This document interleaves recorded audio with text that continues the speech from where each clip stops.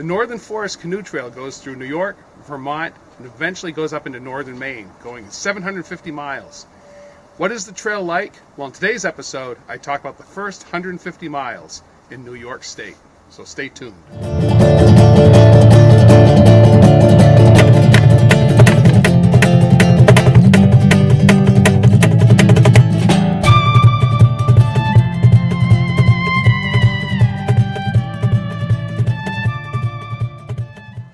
Hello, welcome to another episode of Massachusetts. I'm your host, Bob Tremblay. Well, here we are. This is the week between Christmas and New Year's. And here in Massachusetts, actually all in New England, we have no snow. You can see it's just dreary and rainy, and there's no snow on the ground, and there's no ice in the ponds. So how do we make use of this time? Well, I'm finally getting to my videos about the Northern Forest Canoe Trail. So my last video, I talked about the gear, the equipment, the logistics of the entire 750-mile trail. In today's episode, I'm going to talk about the first 150-mile section going through New York State. So those of you that are interested in adventure and in canoeing, a canoe journey from Old Forge, New York to Fort Kent, Maine, stay tuned. We're going to talk about the first 150 miles in New York State on the Northern Forest Canoe Trail.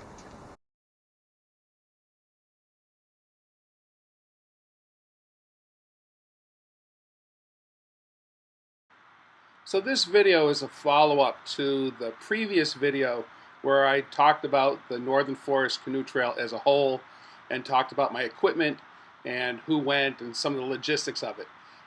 This is the first of a three-part series kind of focusing on breaking up the entire trail into thirds. So in today's video, we're going to talk specifically about the Northern Forest Canoe Trail in New York State.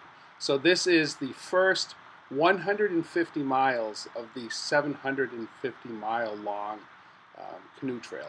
So overall, I had done some canoeing in the Adirondacks before. I had been up there with my wife, and we had done 2 or 3 day paddles based out of a campground, and it was really nice. The Adirondack Park is really well managed, and it's very pristine. It's pretty. It's a fun place to canoe. But most of my long-distance canoeing has been in Maine, and so starting off in New York, I kind of had the expectations of it being more like Maine, and New York really kind of wasn't. Overall, my impression of the trail in New York was that you had the feel that you're really in a kind of a developed area. So this first part here, the first 43 miles, we start at Old Forge, New York, and we paddle through the Fulton chain of lakes, heading up towards the Racket River and Long Lake.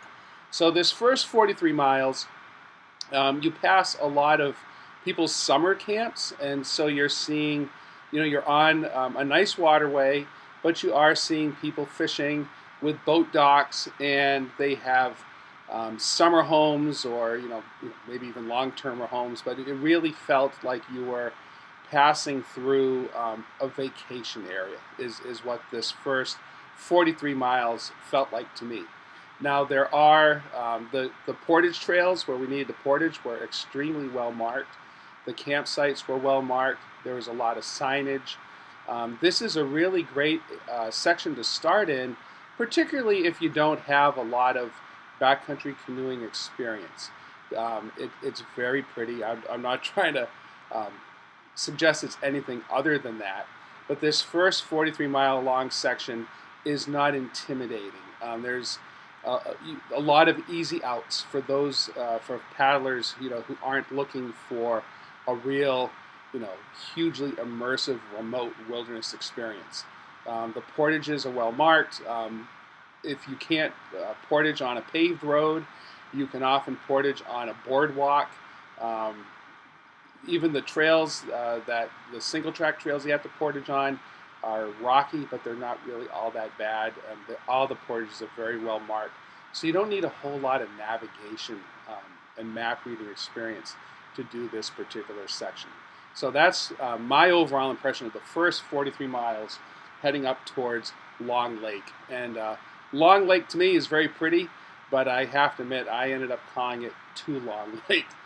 It just felt too long. It was just a headwind the whole way. But anyway, so the first 43 miles, Fulton chain uh, the Fulton chain of lakes up to Long Lake, the first 43 miles of our voyage. Very, very pretty, but you feel like you're in a vacation area.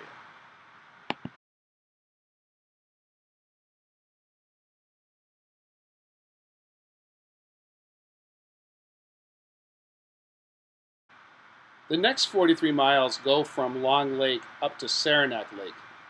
So this section of the Northern Forest Canoe Trail includes the Racket River. So at this point, you're actually in the Adirondack State Park. So what's nice about this is you are away from those summer homes.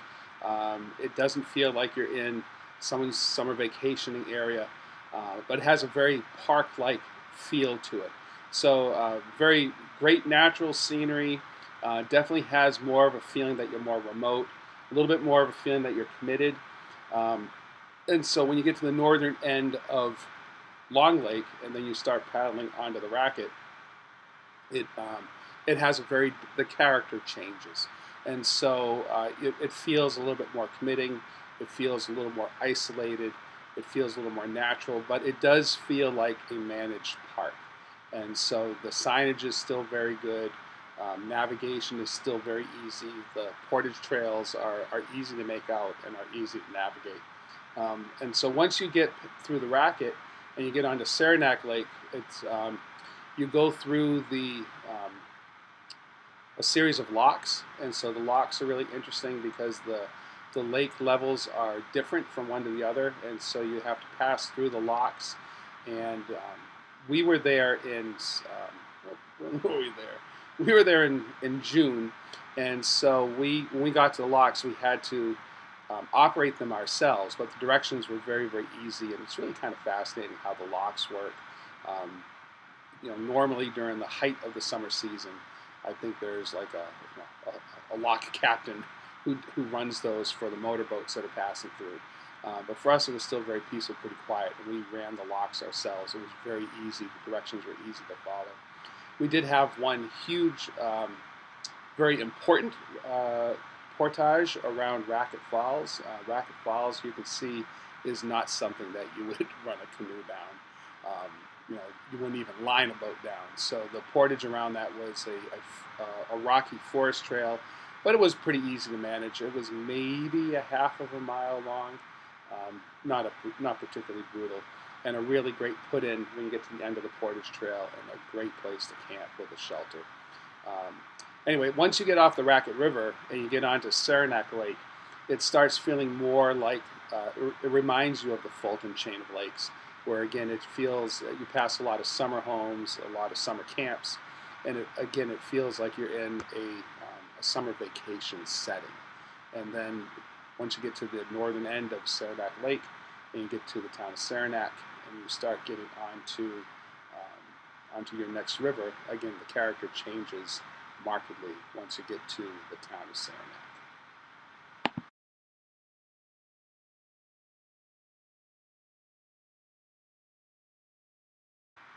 So from the town of Saranac, you get onto the Saranac River, and you follow the Saranac River for 63 miles to Lake Champlain. So you're on the Saranac River for quite a bit, but what's nice is you have current the whole way, so you're traveling with the current. There are a couple of sections that are dammed, and so there's some flat water, and there are some pretty big rapids that you can either line or portage around. But once you're on the Saranac River, you're really kind of on a proper river, and you're moving on that. When you get onto the Saranac, you're quickly out of the Adirondack Park as you're heading northeast towards Lake Champlain. And again, the character of the river and the waterway, the canoe trail, really kind of changes at this point too. So when you're on the Saranac, the feel of it is you're in more of a rural setting, and so you're in a lot of remote forested areas. When you do come near a road, it's usually some very small rural town. The feel is that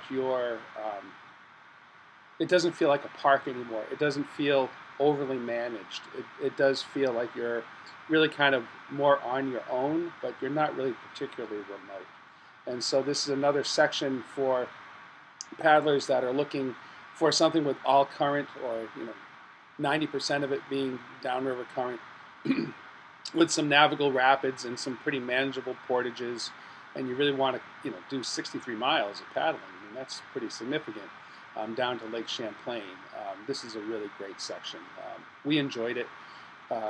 We did have a lot of rain in New York, and so water was high for us, and so there were some of the whitewater sections that we opted to line or to portage that maybe in lower conditions we would have run. But with our full boats and all of our gear, we didn't want to take. We were running pretty conservatively.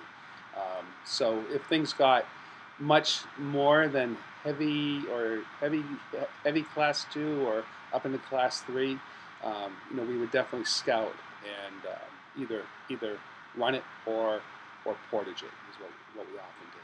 But anyway, the paddle down to Lake Champlain was really amazing. There's some good swift rapids getting down to there, and then getting out to Lake Champlain was super impressive. Just getting down there and getting out to this big open water, almost like an inland sea. And it was exciting at this point because we're reaching our 150-mile mark and about to enter the state of Vermont and get into the next third of our canoe journey. So at this point in our expedition, my buddy Don left at this point, and so from here I ended up paddling solo in my boat, and the two Daves paddled tandem in theirs. And so in our next video, I will talk about the section of the canoe trail through Vermont, which also briefly goes into Quebec and then comes back into Vermont, and we'll talk about that section, which I did entirely solo. So thanks for watching. If you haven't already seen it, I really recommend that you check out our Massachusetts episode number 120, where I talk about the logistics of the canoe trail. And then in our next video, I will talk about the section of trail in Vermont. So thanks for watching, and keep an eye open for our next video. Please like this video if you like, send us a comment if you want, and subscribe. And I look forward to seeing you next time on the trail or on the water.